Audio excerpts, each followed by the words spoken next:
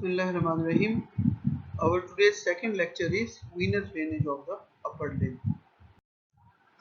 So our objectives are: explain the formation of dorsal venous arch, discuss the superficial veins of the upper limb with their tributaries, describe the formation of axillary vein. So we start the veins of the upper limb through superficial and deep vein. There are two types of veins which are running in our upper limb: a superficial group of veins and a deep group of veins. So here you can see that's how the veins are present in the upper limb. They are scattered like the arteries with different tributaries and branches. So we start with the superficial veins of the upper limb first. So what we are going to discuss in superficial veins of upper limb: dorsal venous arch, veins of the palm, cephalic vein, basilic vein, and medial vein of the forearm. So these are the superficial veins of the upper limb. Dorsal venous arch. As the name is indicating, dorsal, it lies on the dorsal. Venous, it is a arch which is formed by the venous channels. So it lies in the subcutaneous tissue proximal to the metacarpopharyngeal joint. So just proximal to the metacarpopharyngeal joint, we have an arch which is known as dorsal venous arch, and it drains on the lateral side into the cephalic vein, and it drains on the medial side into the basilic vein, and it communicates with the deep veins of the palm freely. So this arch on the lateral side, we can say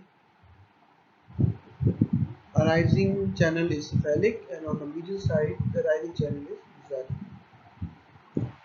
and also it is a communication with the deep veins of the palm. Here you can see the dorsal venous arch with all the deoxygenated blood which is coming into this dorsal venous arch through the digital veins and palmar and dorsal veins, ultimately drain out through two channels, one on the lateral side, that is cephalic vein, and one on the other medial side, that is basilic. So cephalic vein, yesterday we talked about in the palm lecture, and apical stump box, which is a separation found between the tendons of thumb. So cephalic vein passing through an apical stump box superficially. It is an important relation of the apical stump box.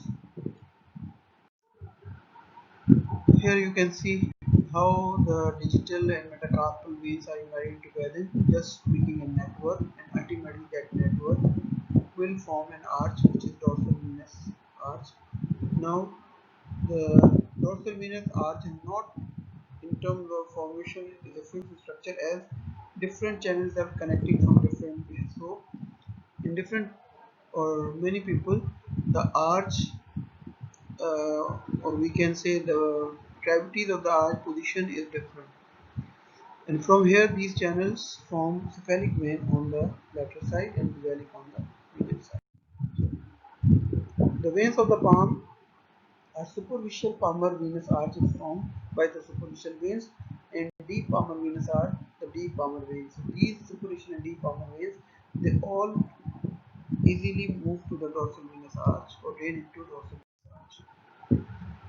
So the main superficial vein, which is known as cephalic vein, arises from the lateral side of the dorsal venous arch on the back of the hand. It winds round the lateral border of the forearm, then ascending upward, and ascends in the superficial fascia into the cubital fossa, and up the front of the arm on the lateral aspect of biceps muscle. On reaching the interval between deltoid and pectoralis medial muscle, it places the fascia and joins the axillary vein. So till here it is superficial, and then it becomes deeper and join the axillary vein. And mainly it drains the lateral and posterior surfaces of the limb, and in between it gives a branch which is known as cubital vein, medial cubital vein, joins the basilic vein in the cubital fossa. So generally when we say the vein, we never say it has a branch, we say it has a tributary, because the tributaries are draining that, or for draining into the from the major veins. They are draining into that major vein. So small veins drain into a large vein. So that small veins are the tributary of that large vein. But here in this case, this medial cubital vein is a connection between cephalic and basalic. So because it is taking blood from cephalic end, so we name it as a branch of cephalic, and it is joining and going to the basalic. So we can say it is a tributary for the basalic. So here we can see the cephalic vein. After formation of dorsal venous arch, it moves around the lateral border of the forearm, and then it runs toward the anterior side of the forearm and runs upward.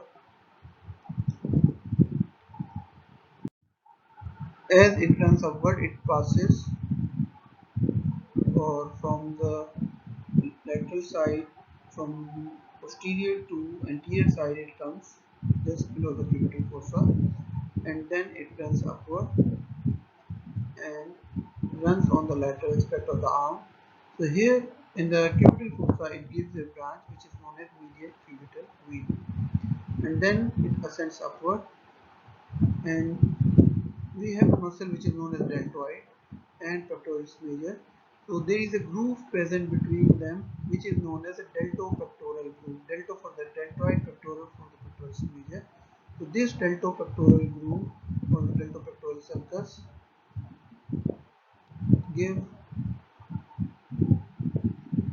space to the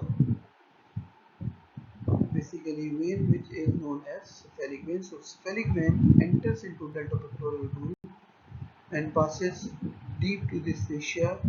So from till here it is superficial, and then it becomes deep, and ultimately it will go and drain into axillary vein.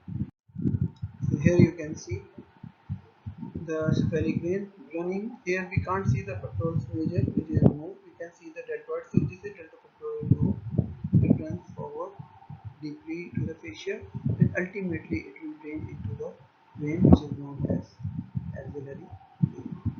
So cephalic vein is the tributary of axillary vein. The basalic vein arises from the medial side of the dorsal venous arch on the back of the hand. It runs round the medial border of the forearm, ascends in the superficial fascia on the posterior surface of the forearm, and below elbow it inclines to reach the cubital fossa. Ascends on the medial side of the biceps. It pierces the deep fascia at the middle of the arm, and then it joins the vena comitans of brachial artery to form the axillary vein. What are vena comitants? That we will talk about after a few minutes. So what it do? It joins the vena comitants of brachial artery to form axillary vein, and drains the medial and posterior surfaces of the limb, and it receives medial cubital vein at cubital fossa. So here we can see the cephalic vein which is moving around the lateral border in the arm and then becoming draining into the axillary vein as its tributary. The basalic vein runs in the forearm, and when it reaches to the cubital fossa, it moves forward on the lateral aspect, and in the middle of the forearm, it pierces the deep fascia and now become deeper and move forward. Then here, when it perforates and penetrates into the deep fascia, it meets with the paired brachial veins, and then ultimately these brachial veins, these are the two brachial veins if you can see, move and connect with the or join the basalic vein, and ultimately they will form the axillary vein.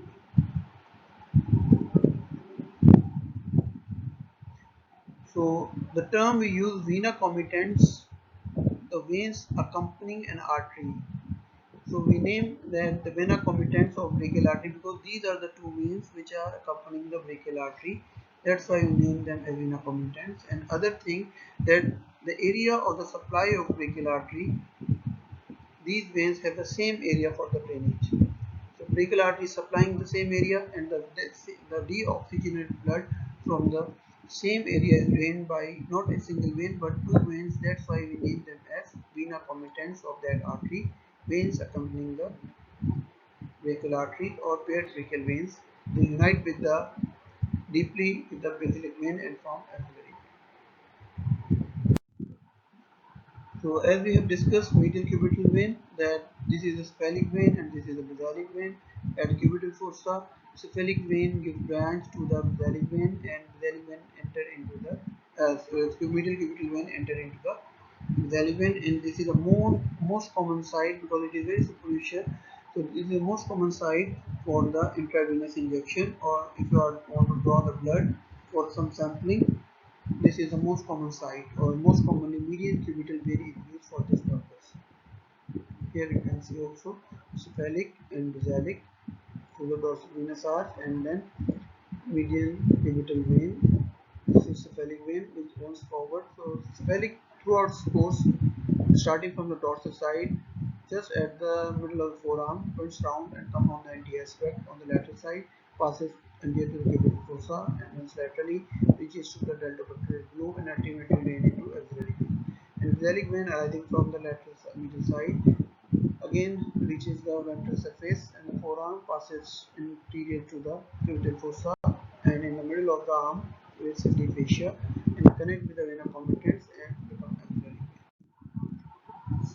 There is another vein which is known as median vein of the forearm, arises in the palm, ascends in front of the forearm and drains into the basilic vein or median cubital vein, or divides into two branches. So that is a common variation for the median vein of the forearm. Either it will drain into basilic vein, or it will go to median cubital vein, or it will divide into two as median basilic vein and median cephalic vein.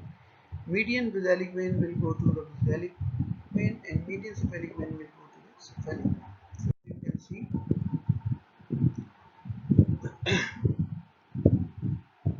this is the vein which is median vein of the forearm, which is also known as median or intermediate antebrachial. As we have discussed that forearm is also known as antebrachial. Median vein of the forearm or antebrachial vein moves forward, receiving deoxygen blood from the veins of the superficial veins of the forearm. Here it's showing it is dividing into two, median cephalic vein and median basilic vein. Median cephalic vein go to the cephalic vein and median basilic will go to the basilic vein. That was the superficial vein. The deep veins, mainly vena comitans and axillary vein, as we have discussed. Vena comitans, deep veins accompanying the respective arteries as vena comitans means that the area of the supply of the artery and have the same area of drainage for these veins. That's why they are known as vena comitants. Vena for the vein and comitant means accompanying. Because they are more than one, that's why we name them as vena comitants of the respective artery.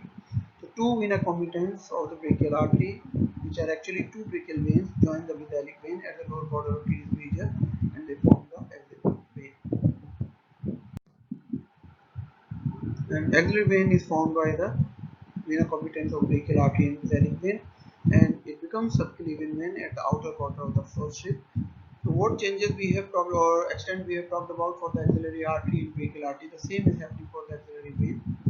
Tributaries corresponding to the branches of axillary artery and also receive cephalic vein. So those are the branches as highest thoracic artery, thoracoabdominal artery, lateral thoracic artery, circumflex femoral arteries, scapular arteries. So the same areas have the same veins which are draining into the axillary vein along with the vein which is known as cephalic. So here you can see basilic vein, and these are the two paired vena comitants. They move forward and become axillary vein, and also receiving further veins which are actually the veins for the surrounding structures, and the name of the veins are same as the branches of the axillary artery. So that is about the venous drainage of the upper limb.